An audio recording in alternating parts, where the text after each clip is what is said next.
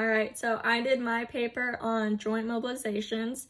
The first article that I looked at was it's called The Acute Effects of Increased Joint Mobilization Treatment, Duration on Ankle Function and Dynamic Postural Control in Female Athletes with Chronic Ankle Instability.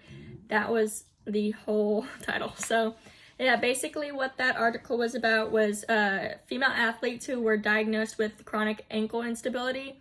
It was a controlled lab study, so it's like a 3B level of research. These athletes were randomly assigned treatment length. So some of them got 30 seconds joint mob, some of them got 60 seconds, and another one got 120 seconds of grade 4 anterior posterior talar joint mobs. So like that one. So these were just done kind of in a short period of time. It was done in 3 different sessions in 2 different days.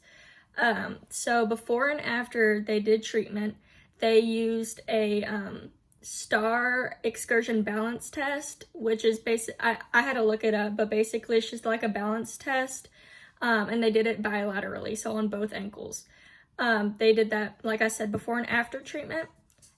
So after the 3 sessions were up, basically the conclusion that the authors came to was that the longer the joint mobs, the better the balance results. So the female athletes who got the 120 seconds had better balance results on the STAR excursion balance test after the 3 sessions or the 2 days. I thought that one was pretty interesting. I never thought that joint mobs could help with stability, so I thought that was pretty cool. The next paper that I did was called Effectiveness of In-Range Mobilizations on Non-Diabetic Frozen Shoulder. So basically that kind of just told you what it is. They did joint mobs on people who were diagnosed with frozen shoulder, but it wasn't because of diabetes.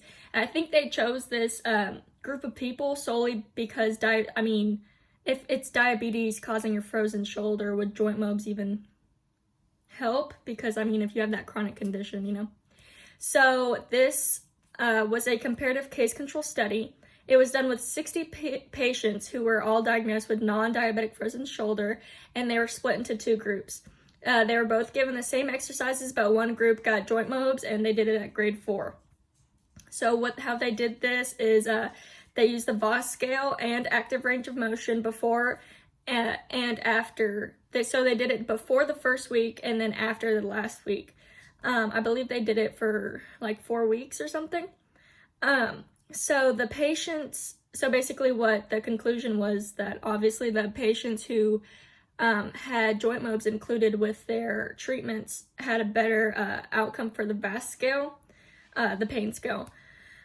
So the patient's average who actually got joint mobs, the average Voss scale was 3 points lower than how it initially started. And the range of motion, the active range of motion, increased 8.7 degrees. And that's like an average number for all of those people. So the last one I did was called The Effective Joint Mobilization as a Component of Comprehensive Treatment for Primary Shoulder Impingement Syndrome. So basically all these patients were diagnosed with primary shoulder impingement syndrome. This one was an individual case control study. This one is kind of like the last one. They had 2 groups. So this was taken out of a case of 6 females and 8 males. They were separated into 2 groups. Both got the same types of exercises, but one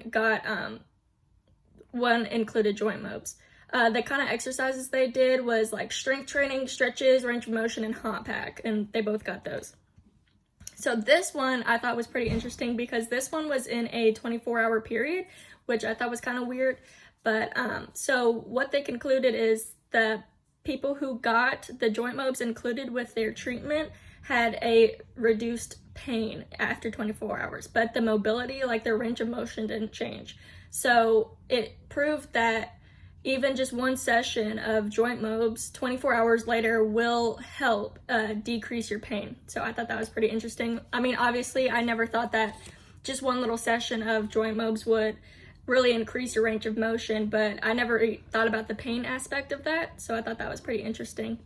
Overall, my quality of evidence, there's a ton of different articles, and just I only had to use one website to get a bunch of articles, so I thought that was pretty interesting. I thought the quality of evidence was really cool. I thought it was pretty good considering there's so much evidence out there, and I never read any of these articles and thought like that's preposterous. You know what I'm saying? Like all the evidence didn't seem outlandish to me at all. Made sense. So the patient that I came up with and who I thought this would work for was someone with osteoarthritis, because osteoarthritis is a patient you'd want to do this for to help with pain.